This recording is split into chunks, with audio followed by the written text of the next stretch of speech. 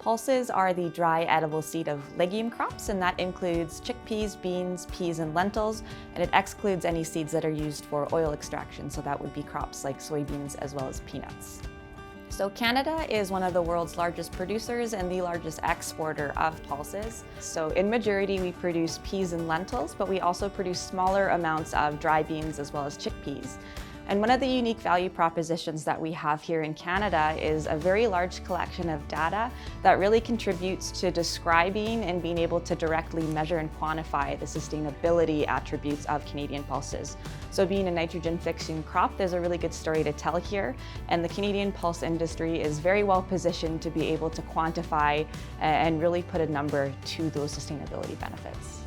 So pulse flours are a very unique ingredient in the sense that they're quite versatile and they're used in a number of different applications. So they can be applied almost anywhere where you would typically apply wheat flour from bakery, but then we also get some really interesting applications in the production of things like extruded snacks, in fried and battered products, as well as in meat systems. And one of the really interesting opportunities here for pulse flours is that the projected compound annual growth rate is significantly higher compared to a lot of the other flours. So it's really an exciting time to begin to talk about pulse flours just because of this significant growth opportunity here. Given that there's so many different kinds of pulses, it's very common to think of them all as one. However, each pulse type is a very unique crop and they differ in terms of things like their seed size, composition.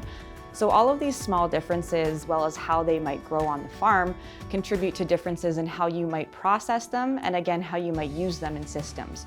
So certain pulse types might be better suited for specific end-use applications, as well as they might be better suited for specific mills. You might not be able to mill them all the same, which contributes to a lot of the versatility and flexibility in creating a lot of very variable ingredients that can be applied in a wide range of applications. So when you're looking to source a pulse flour, the majority of the commercial flours that are available are sourced based on their particle size, which is the degree of coarseness or fineness of that flour. But when we're looking at pulse flours, there's not a standardized particle size, so there really is a wide range of particle sizes available in the marketplace.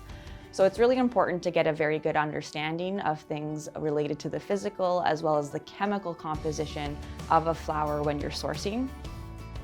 Another factor that could influence the functionality and the end-use applications of flours is the growing season environment, post-harvest storage conditions, as well as the individual variety.